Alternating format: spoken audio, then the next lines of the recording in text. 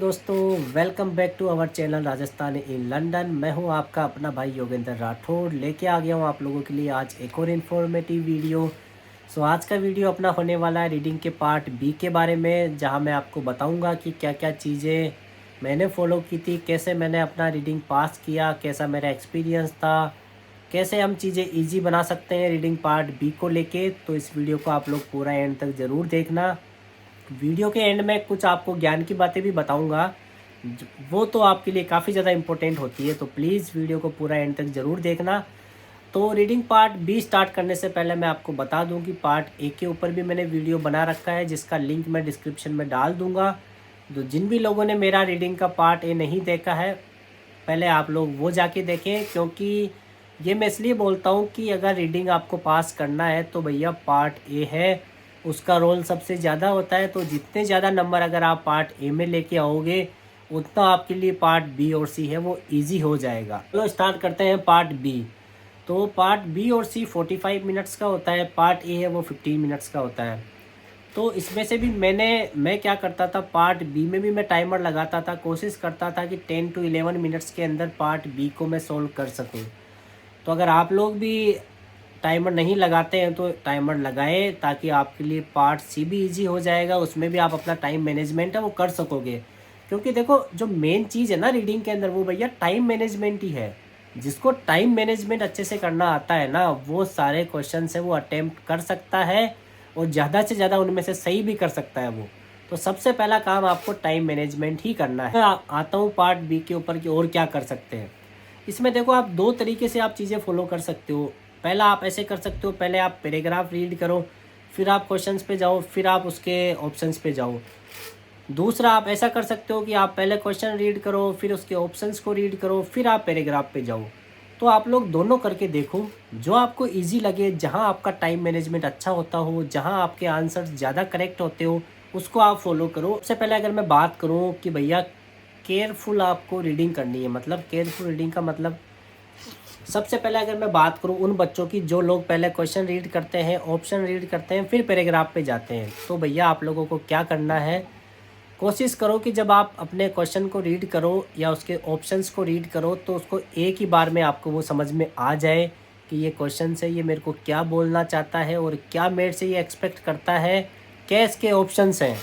जिसको एक बार में समझ में आ जाएगा ना, वो आंसर भी इजीली फाइंड आउट कर लेगा।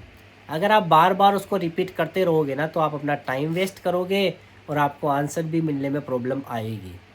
सबसे पहला काम आपको यही करना है कि भैया बिल्कुल पूरा अटेंशन दो, उसको मजाक में मत लो, उसको टाइम पास मत समझो। रीडिंग को, क्वेश्चन को ऐसा रीड करो एक बार में समझ में आ जाए, और देखो उसमें क्या मेन है, उसको अंडरलाइन कर लो, गोला लगा लो, हाईलाइट कर लो। उसके जो भी कीवर्ड्स हैं, की पॉइंट हैं, वो चाहे आंसर ऑप्शंस के अंदर हो चाहे क्वेश्चन के अंदर हो, उसको आप अपने दिमाग में फिट कर लो। उसके बाद में आप पैराग्राफ पे जाओ। अब बात करें पैराग्राफ की, अगर आप उसको भी आपने स्लो स्लो रीडिंग करना स्टार्ट कर दिया, तो आप उसको रीड करते करते ही आपके 2 से 3 मिनट ख़राब हो जाएंगे। तो आपको क्या करना है, उस फिर मैं अगर पैराग्राफ की बात करूं, तो आपको स्पीड रीडिंग करनी है, लेकिन आपको वहां पे रुक जाना है जहां आपका कोई ना कोई कीवर्ड आपका मैच हो रहा हो आंसर ऑप्शन में से या क्वेश्चन में से। वहां आपको रुक के और उस लाइन को आपको बड़ा तरीके से पढ़ना है, ताकि आपको वो लाइन समझ में आ जाए, ताकि आप एलिमिनेट कर सको उस ऑप्शन को कि कौन सा ऑप्शन सही हो सकता है और कौन सा नहीं।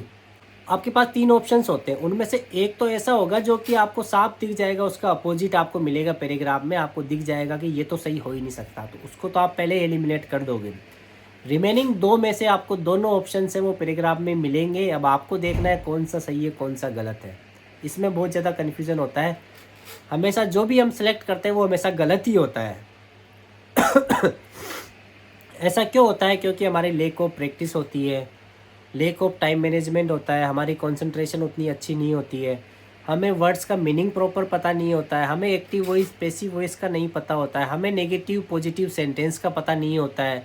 ये चीज़ें हमें नॉलेज होती नहीं है, लेकिन हम डायरेक्ट उस प्रैक्टिस टेस्ट पे चले जाते हैं या उस पैराग्राफ को रीड करते हैं, तो हमें हमारा जो आंसर है वो मिल नहीं पाता है। तो ऐसे में क्या करो, अगर आपके साथ में ऐसा हो जाता है कि यार ये पर्टिकुलर वर्ड है, साला इसका मीनिंग मेरे को नहीं पता, इसका मीनिंग पता होता ना तो मैं आंसर फाइंड आउट कर लेता, तो आप उसको सोचते रहोगे, आपका टाइम निकलता रहेगा। तो ऐसा मत करो, या तो उसको स्किप करके दूसरे पे चले जाओ, क्योंकि अगर आपने वहीं आपके 2 से 3 मिनट वेस्ट कर दिए, तो आप आपको जब आप 6th क्वेश्चन पे आओगे तो आपके पास में हो सकता है 20 या 30 सेकेंड्स ही हो, और हो सकता है वो क्वेश्चन इतना ईजी हो, लेकिन आपके पास में टाइम नहीं होने की वजह से आप उसका आंसर फाइंड आउट नहीं कर पाओगे। तो मैं आपको बताऊंगा कि जिसका मीनिंग आपको नहीं मिलता वो चीज़ें आप कैसे सीखें, कैसे इंप्रूव करें। सबसे पहले आपको पैराग्राफ जब आप रीड करोगे तो आपको मेनली यही देखना है कि आपको वहाँ पे आपके इतना आपका IQ लेवल होना चाहिए कि आपको पता चल जाए कि इस लाइन में कौन सा वर्ड इम्पोर्टेंट है, या ये पूरी लाइन इम्पोर्टेंट है, या ये क्या मीनिंग है इस पैराग्राफ का, ये किस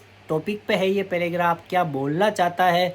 ये चीज़ें अगर आपके दिमाग में रहेगी ना तो आप पहले से चीज़ें अंडरलाइन कर लोगे, और मैं बोलूँगा आपने जो अंडरलाइन की है ना वही आपके आंसर ऑप्शंस के अंदर होगा। लेकिन अगर आपको उसमें एक्टिव पार्टिसिपेशन दिखाना पड़ेगा, आपको अपना इंटरेस्ट दिखाना पड़ेगा ना, तभी ये चीज़ें आप सोल्व कर सकते हो।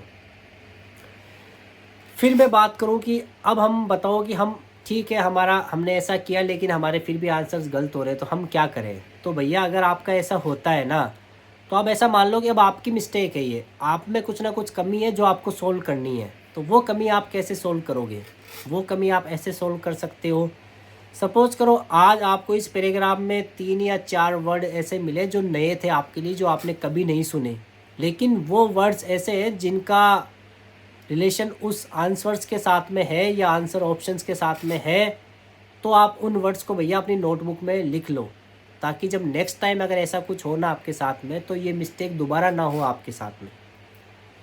स्पीड की प्रैक्टिस कैसे करें कैसे हम स्पीड रीडिंग करें, तो भैया वो तो प्रैक्टिस के साथ में होगी। क्या आपको लगता है वो 1 घंटे की प्रैक्टिस करके यार आप अपनी स्पीड बढ़ा लोगे रीडिंग की? नहीं बढ़ा पाओगे यार। हमारी गलती तो यही है ना, हमने OET को एज ए एग्ज़ाम ले लिया, OET को एज ए प्रैक्टिस ले लिया, चाहे वो 1 घंटे की हो 2 घंटे की हो। नहीं, ऐसा मत करो यार। उसको आपको 24/7 अपनी लाइफ में लेके आना पड़ेगा, डे टू डे लाइफ में लाना पड़ेगा, तब आप रीडिंग पास करोगे यार। सबसे फ़नी चीज़ क्या है, आपके पास में एक पैराग्राफ है 5 to 6 लाइंस का, उसमें आपके सारे आंसर्स हैं लेकिन आपको नहीं मिलते, क्योंकि हम इन चीज़ों को लेके यूज़ टू ही नहीं है, हमने कभी प्रैक्टिस करी नहीं, तो हमें आंसर नहीं मिलेंगे। तो अब करो एटलीस्ट, पहले नहीं किए तो अब करने लग जाओ यार, वरना आप भी वो जो फेलियर वाले बच्चे हैं उनकी लिस्ट में आप भी ऐड हो जाओगे। तो प्लीज़ मैं चाहता हूँ कि जो लोग मेरा ये वीडियो देख रहे हैं एटलीस्ट वो तो उन बच्चों के साथ में ऐड ना हो, आपको उनसे अलग होना है। आपको जो पास होने वाले बच्चे हैं ना उनके साथ में ऐड होना है यार, उस लिस्ट में आपको ऐड होना है। तो अब सुनो ज्ञान की बात। अब आपको क्या करना, आज जैसे आपने एक प्रैक्टिस टेस्ट किया, आपके हो सकता है आउट ऑफ 6 में से आपके 2 सही हो, 3 सही हो, 4 सही हो। आप क्या करते हो, आप उसको अलग रख देते हो, आप नेक्स्ट डे का वेट करते हो, आप अपने दूसरे कामों में लग जाते हो। ऐसा मत करो। आप उन 6 क्वेश्चंस को दोबारा रीड करो, उन पैराग्राफ को अच्छे से बैठ के 1 घंटा 2 घंटा लो, उसको अच्छे से रीड करो, उनमें से फाइंड आउट करो क्या क्या नई चीज़ें हैं, क्या आपने मिस्टेक करी है, और उनको अपनी नोटबुक में नोट डाउन करो। जो मैंने आपको डे 1 पे भी बताया था कि अपनी पर्सनल नोटबुक बनाओ, तो वो वर्ड अगर आप आज वहाँ पे लिख लोगे ना तो वो आपके माइंड में सेट हो जाएंगे। नेक्स्ट टाइम अगर आपके साथ में ऐसा कुछ होता है किसी प्रैक्टिस टेस्ट में या रियल एग्ज़ाम में, तो आप ये गलती आपके साथ दोबारा नहीं होगी। ये चीज़ें आप करने लग जाओगे ना भैया, तो आप देखना OET रीडिंग आपके लिए काफ़ी ईजी हो जाएगी।